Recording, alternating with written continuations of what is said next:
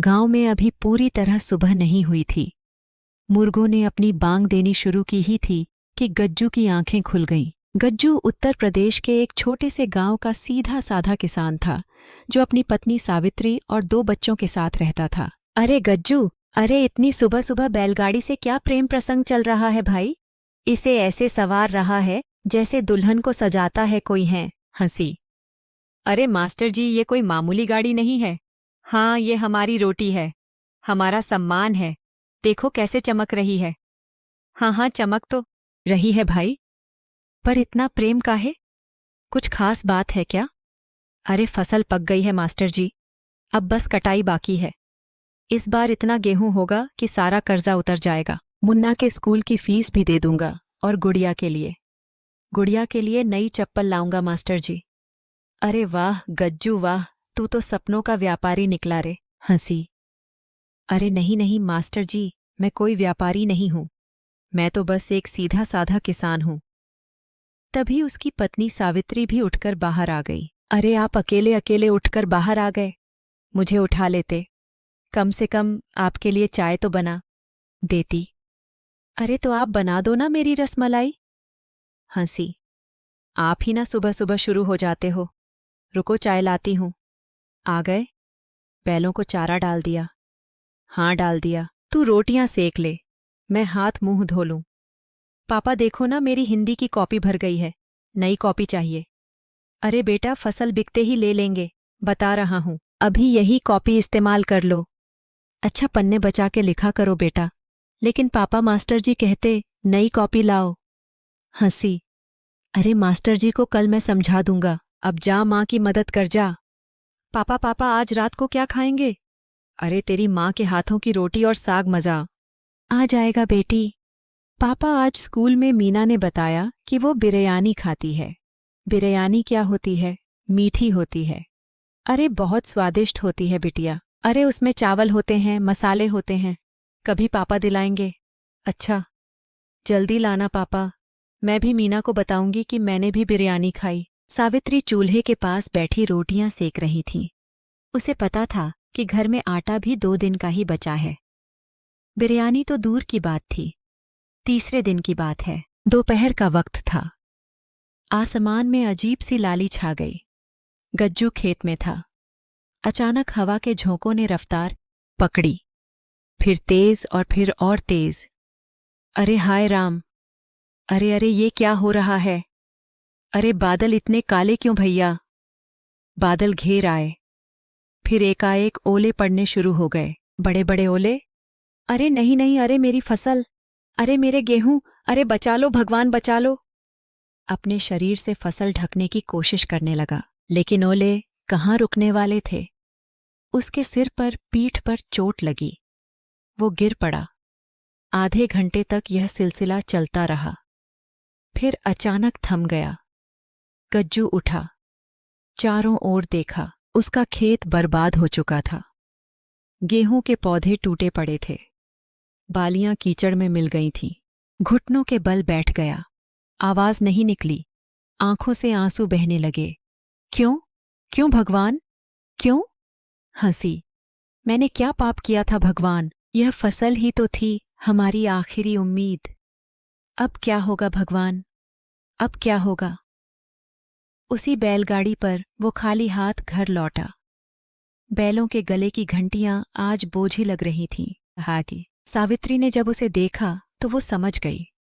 उसकी आंखों में पानी था। हे भगवान, ये क्या हुआ आपको? जो तूफान अभी आया था उसने हमारी फसल भी बर्बाद कर दी और मेरी हालत भी। गज्जू आगे कुछ न बोल सका, सिर्फ फूट फूट कर रो पड़ा। सावित्री भी डर गई और रोने लगी। दोनों बच्चे बस देख रहे थे। अरे गज्जू बैठा है क्या? अरे सुन तो मालिक, आइए आइए बैठिए। अरे बैठने का टाइम नहीं है, 2 साल से ब्याज पे ब्याज चरच रहा है। मेरे पैसे कब देगा यह बता। मालिक मालिक, थोड़ी सी मोहलत दे दीजिए, सारी फसल बर्बाद हो गई। कुछ और काम ढूंढ लूंगा, मजदूरी करूंगा मालिक। काम ढूंढेगा? हंसी। अरे खेती के सिवा तू और क्या कर सकता है रे? सुन, 3 महीने में पैसे नहीं दिए तो जमीन पर कब्जा कर लूंगा, बता रहा हूं। मालिक मालिक, जमीन ही तो हमारी पूंजी है, उसे मत लीजिए मालिक। अरे चुप, 3 महीने फिर देख लेना, जो करना है कर लेना। साहूकार चला गया। गज्जू वहीं खड़ा रहा। अब क्या होगा गज्जू? जमीन चली जाएगी तो हम कहाँ जाएंगे? यह गाड़ी मेरे पिताजी की थी, दादा की थी। इन बैलों ने कितनी फसलें ढोईं। आज लगता है सब खत्म हो जाएगा। कुछ नहीं खत्म होगा। तुम हो, मैं हूं, बच्चे हैं, साथ मिलकर लड़ेंगे। घर में निराशा छाई हुई थी। तभी मुन्ना गज्जू के पास आकर बैठ गया और बोला, पापा, मैं स्कूल नहीं जाऊंगा कल से। अरे क्यों क्यों बेटा, क्या हुआ? पढ़ाई से क्या होगा? मैं काम करूंगा, मजदूरी करूंगा, आपको पैसे दूंगा। अरे ये तू क्या बक रहा है? मैंने सोच लिया है, गुड़िया भूखी रहती है, माँ रोटियों में चौकर मिलाती है। मैं देखता हूं मैं अब बड़ा हो गया हूं पापा। अरे तू बड़ा नहीं हुआ है बेटा, तू मेरा बेटा है। अरे अभी तो तुझे पढ़ना है और पढ़ करके अपना भविष्य संवारना है बेटा। नहीं पापा, नहीं पढ़ूंगा। अरे चुप कर, फालतू की बकवास किए जा रहा है। हैं? अपना बस्ता ले, पढ़ने बैठ चल। मुन्ना चला गया। गज्जू वहीं बैठा रहा। फिर उसने अपने हाथ को देखा, जैसे किस्मत को कोस रहा हो।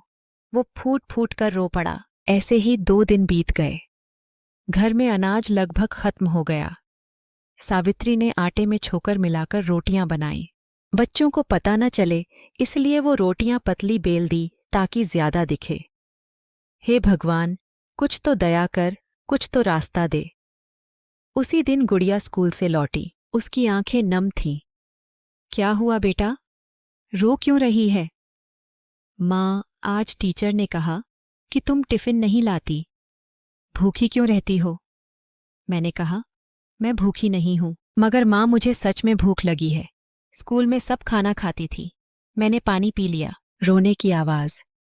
आज रात को पूरी रोटी खिलाऊंगी बेटा, पेट भर के, और कल से तुझे टिफिन देकर भेजूंगी। सच में माँ? हाँ बेटा, सच में। गज्जू बरामदे में बैठा ये सुन रहा था। उसका दिल टूट गया।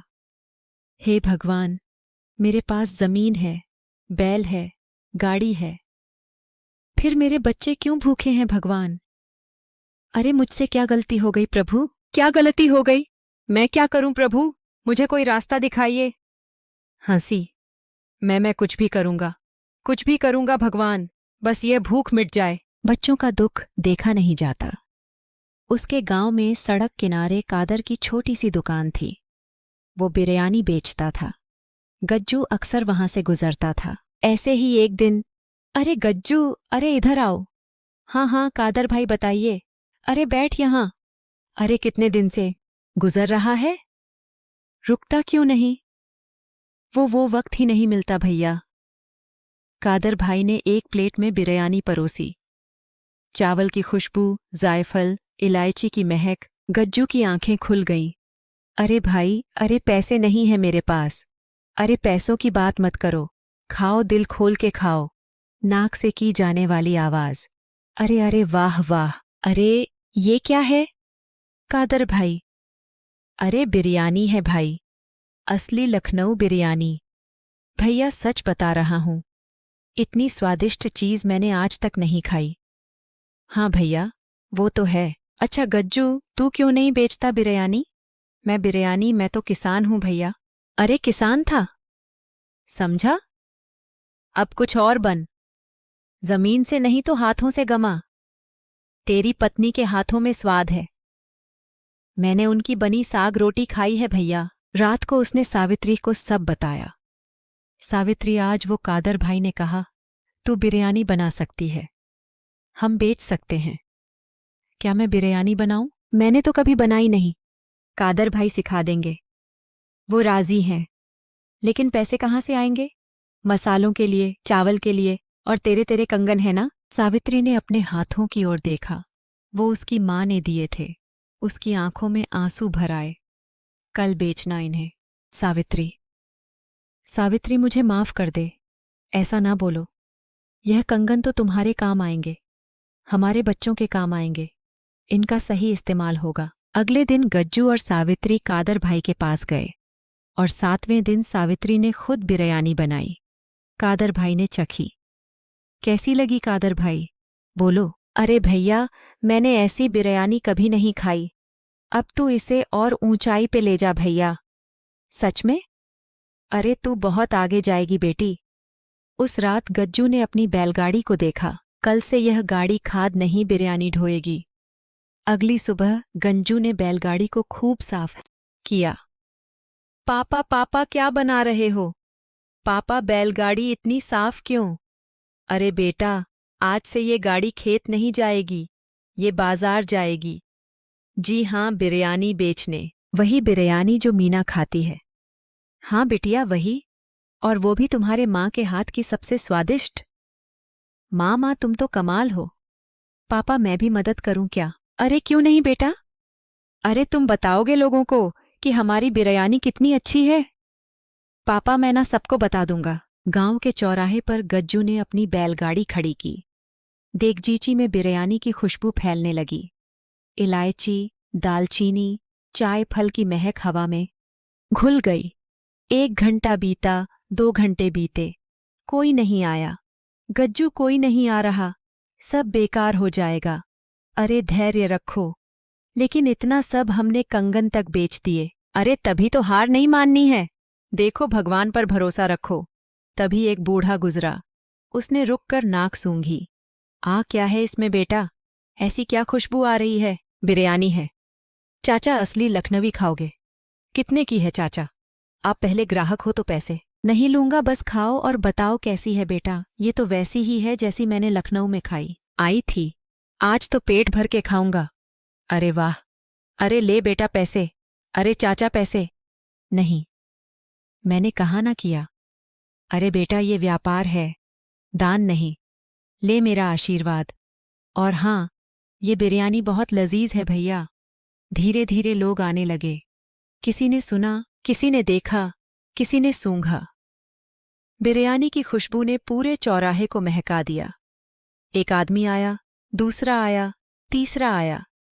भीड़ लग गई। भैया, एक प्लेट कर दो, जल्दी करो जरा, मेरी बस जाने वाली है। हाँ भैया, 2 प्लेट पैक कर देना, घर ले जानी है। बहन, 1 प्लेट में मेरे बच्चों के लिए दे दो, पर मसाला कम रखना। हाँ लीजिए लीजिए, सबको मिलेगा धीरे धीरे। आइए गज्जू देखी खाली हो रही है। पापा पैसे इतने हो गए, गिनती नहीं हो रही। शाम ढलने लगी, सूरज डूबने को था। इतने एक दिन में पापा, अब हम अमीर हो गए। हे भगवान, तेरा धन्यवाद। अब सब सही होगा। अब गज्जू रोज बिरयानी का ठेला लगाने लगा। सुबह 4 बजे उठना, मसाला पीसना। सावित्री के हाथों का जादू हर दिन नए ग्राहक बना रहा था। 1 महीने में ही नाम हो गया। लोग दूर दूर से आते। अरे भाई साहब सुनिए, वही बैलगाड़ी वाली बिरयानी खानी है। पता है आपको कहाँ मिलेगी? दिखाना जरा। अरे भाई साहब, हमने सुना है कि इस बिरयानी में कुछ ऐसा मसाला है जो एक बार खाए बार बार खाने को जिएगा जी चाहे। अरे आइए आइए भाई साहब, आज खास चिकन बिरयानी है। पहली बार ट्राई कर रहे हैं, लेकिन जहाँ मिठास है वहाँ कड़वाहट भी आती है। अरे ये कौन है? किसने इजाज़त दी यहाँ लगाने की?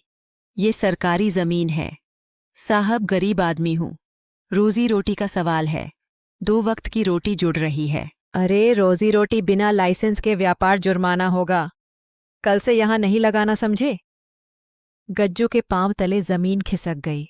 सारे ग्राहक चुप देख रहे थे। तहसीलदार जीप में बैठकर चला गया। उस रात घर में मातम छा गया। बस अब सब खत्म। जब सरकार ही दुश्मन बन जाए तो क्या होगा? क्यों डरते हो गज्जू? लाइसेंस बनवा लो ना। सही काम कर रहे हो, किसी का बुरा नहीं कर रहे। कानून हमारे साथ है। लाइसेंस वो कहाँ से आएगा? अरे पैसे चाहिए, चक्कर चाहिए। चक्कर लगाओगे तो ही तो मिलेगा। उठो, कल सुबह तहसील चलो। अगले दिन गज्जू तहसील गया। लो गज्जू भाई, लाइसेंस अब कोई नहीं रोक सकता। बाबूजी, आपका बहुत बहुत धन्यवाद। आपने मेरी मेहनत को कानूनी ढाल दे दी। गज्जू ने सोचा अब कोई रोक नहीं, लेकिन किस्मत को कुछ और ही मंजूर था। एक रात गज्जू गहरी नींद में सोया था। अचानक खटपट की आवाज सुनाई दी। वो उठ गया। कौन है? कौन है? कौन है वहां? कौन है? देखा तो उसकी बैलगाड़ी पर बर्तन बिखरे थे। मसालों की पोटली गायब थी और जो पैसे उसने कमाए थे वो डिब्बा खाली पड़ा था। वो जमीन पर गिर पड़ा। अरे अरे नहीं, अरे नहीं नहीं, अरे मेरी कमाई, मेरे मसाले। अरे किसने किया ये? क्या हुआ गड़? हे भगवान, ये किसने किया? अरे सब चला गया, सारी कमाई, सारे मसाले। अब क्या करेंगे? कैसे शुरू करेंगे? सुनो, रोने से कुछ नहीं होगा। जो गया वो गया। हमारे हाथ अभी हैं, हमारी मेहनत अभी है। कल फिर शुरू करेंगे। अगली सुबह गज्जू उदास बैठा था। तभी उसने देखा उसके दरवाजे पर भीड़ जमा है। कादर भाई सबसे आगे थे। अरे गज्जू, ये लो 2 किलो चावल मेरी तरफ से। अरे ये लो भाई, मेरी तरफ से सारे मसाले, ब्रांड न्यू। हाँ, ये लो कुछ पैसे रख लो शुरू करने के लिए। पूरा गांव तेरे साथ है। बहन, मेरे बर्तन ले लो जब तक नए नहीं आते। अरे गज्जू भैया, अरे हमारे बैल तुम्हारे हैं भैया, जब चाहे ले जाओ। अरे तुम सब, अरे मैं क्या कहूँ? मैं कैसे चुकाऊंगा ये कर्ज? अरे कुछ नहीं कहना बेटा। हाँ, तू हमारे गांव का बेटा है। तेरी बिरयानी ने हमारे गांव का नाम रोशन किया है और हम तेरे साथ हैं बेटा, हमेशा।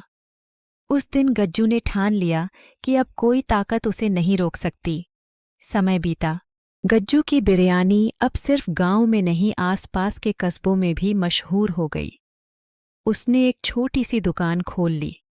पक्की दुकान, टीन की छत, लकड़ी के तख्ते, लेकिन उसने बैलगाड़ी नहीं बेची। एक दिन अखबार वाला आया।